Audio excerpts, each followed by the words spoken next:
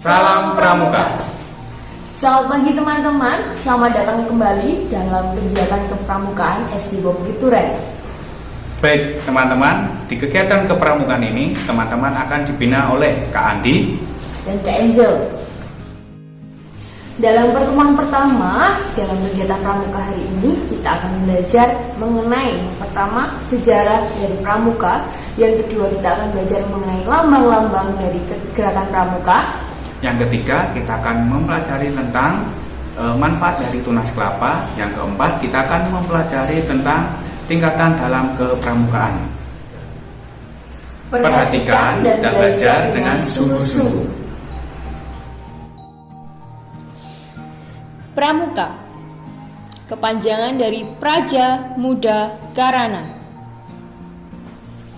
Praja Muda Karana merupakan kumpulan orang-orang muda yang selalu ingin berkarya.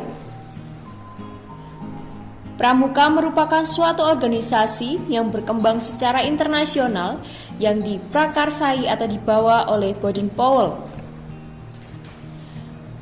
Pramuka ada di seluruh dunia dengan nama kepanduan atau Pandu Dunia. Berikut adalah lambang dari Pandu Dunia. Di Indonesia, gerakan pramuka mulai berdiri pada tanggal 14 Agustus 1961. Bapak Pramuka Indonesia adalah Hamengkubuwono ke-9. Berikut adalah foto dari Bapak Pramuka Indonesia.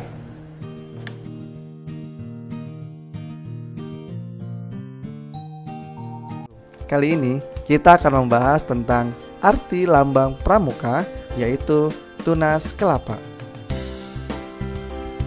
Nah, sering kan kalau kita lihat di topi kita, dasi kita, ada gambar kelapanya. Nah, itu adalah lambang gerakan pramuka di Indonesia. Tapi, kenapa sih dipilih tunas kelapa? Kenapa nggak yang lain? Nah, untuk mengetahuinya, yuk kita lihat beberapa gambar berikut ini. Kelapa, buahnya dapat bertahan lama. Kemudian, buah kelapa selalu kuat dalam beberapa keadaan. Itu berarti diharapkan anggota pramuka selalu taat terhadap Tuhan, memiliki tubuh yang sehat dan kuat, serta selalu kuat dalam menghadapi tantangan. Kemudian, buah kelapa tumbuh di mana saja. Itu berarti diharapkan anggota pramuka dapat menyesuaikan dengan keadaan sekelilingnya, atau biasa kita sebut mudah beradaptasi. Bisa hidup di pedesaan. Kalau kita terdampar di hutan, bisa bertahan hidup. Nah, seperti itu yang diharapkan untuk anggota pramuka. Kemudian, pohon kelapa menjulang lurus ke atas. Bahkan, pohon kelapa salah satu pohon tertinggi di Indonesia. Nah, artinya diharapkan anggota pramuka memiliki cita-cita yang tinggi, seperti pohon kelapa itu, dan memiliki pendirian yang teguh, atau biasa kita sebut integritas. Kemudian, pohon kelapa tumbuh kuat dan erat di dalam tanah.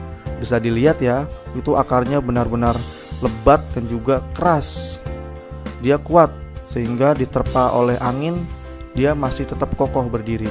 Diharapkan anggota pramuka dapat berpegang kuat pada landasan yang baik.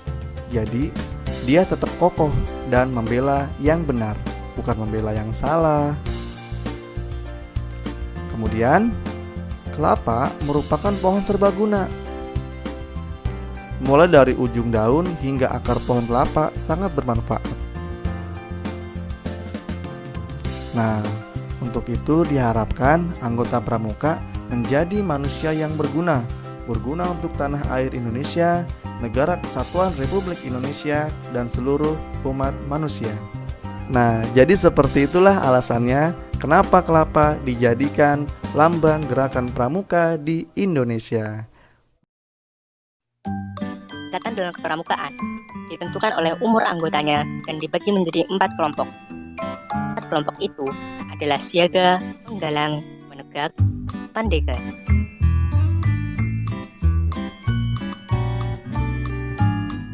Satu, siaga. Siaga adalah sebutan bagi anggota pramuka yang berumur antara 7 sampai 10 tahun.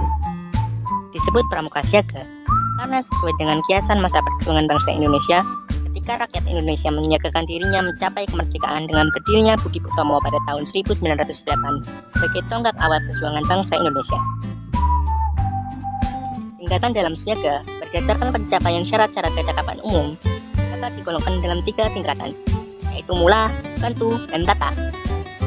Kode kehormatan bagi pramuka siaga adalah Dwi Satya dan Dwi Dharma.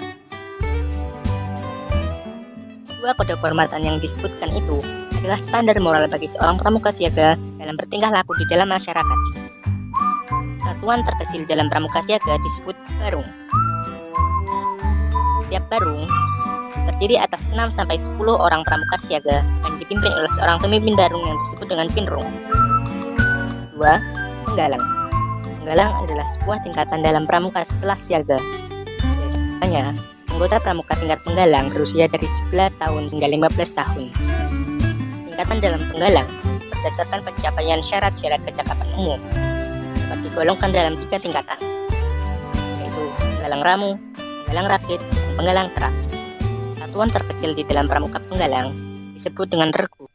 Setiap regu terdiri atas 8-10 orang pramuka penggalang. Regu dipimpin oleh seorang pemimpin regu atau disebut dengan pinrung.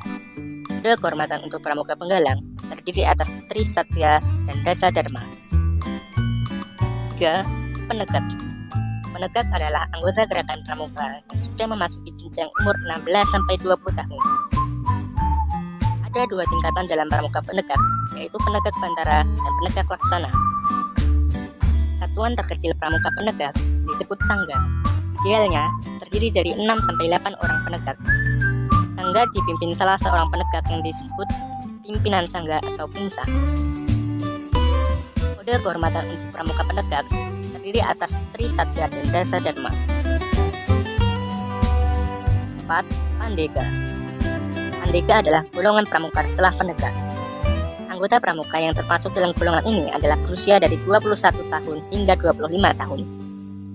Pramuka pandega memiliki jenis kegiatan yang sama dan dilakukan bersama-sama dengan pramuka penegak. Kode kehormatan seorang pramuka pandega sama dengan kode kehormatan pramuka penegak dan anggota pramuka dewasa lainnya, yaitu Tri Satya dan Dasa Dharma.